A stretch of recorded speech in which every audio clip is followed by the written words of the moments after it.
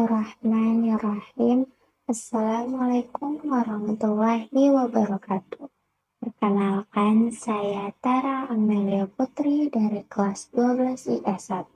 Di sini saya ingin menjelaskan apa saja sih hukum-hukum Idul Fitri dan bagaimana kaum muslimin menjalankan bulan-bulan berikutnya setelah Ramadan usai.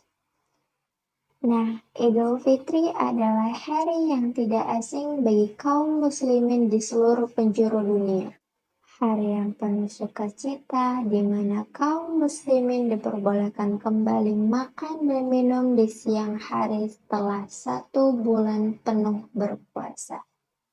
Banyak di antara umat muslim yang menganggap Idul Fitri hanya makan-makan dan hura-hura saja. Padahal banyak persoalan hukum terkait Idul Fitri ini. Maka seharusnya sebagai seorang muslim mengetahui persoalan fikih seputar masalah tersebut. Fikih Idul Fitri maksudnya adalah sejumlah hukum syara yang terkait dengan hari raya Idul Fitri, baik sebelum, pada saat, maupun sesudah sholat Idul Fitri. Hukum-hukum syarat tersebut yang pertama, diwajibkan secara fardu kifayah untuk melakukan rukyatul hilal bulan Syawal pada saat maghrib malam ke-30 bulan Ramadan. Hal ini karena menurut ulama 4 mazhab rukyatul hilal inilah yang merupakan sebab syar'i bagi pelaksanaan sholat Idul Fitri.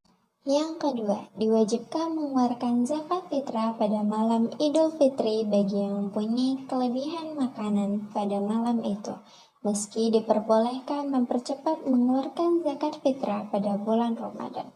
Yang ketiga, disunahkan takbiran sejak malam Idul Fitri baik di rumah ataupun di jalan menuju lapangan atau masjid, hingga keluarnya imam untuk mengimami sholat Idul Fitri.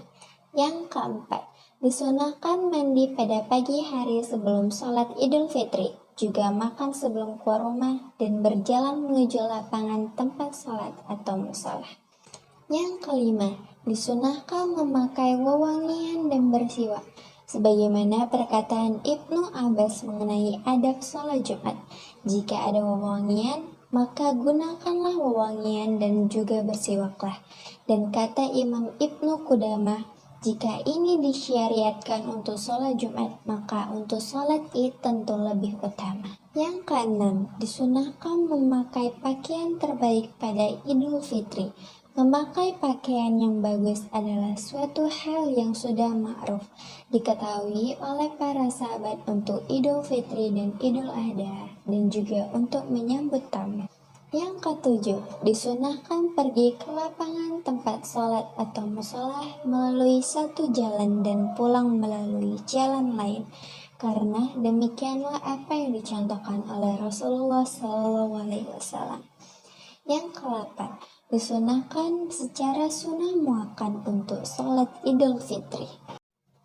Yang ke-9, disunahkan sholat Idul Fitri di lapangan musola, namun boleh juga mengerjakan di masjid meski yang lebih afdal adalah di lapangan. Hal ini karena Rasulullah SAW melakukan sholat Idul Fitri dan Idul Adha di lapangan musola, yakni tempat lapangan yang jaraknya 1000 hasta dari pintu Masjid Nabawi di Madinah. Yang ke-10, tidak disyariatkan salat apapun sebelum dan sesudah salat Idul Fitri.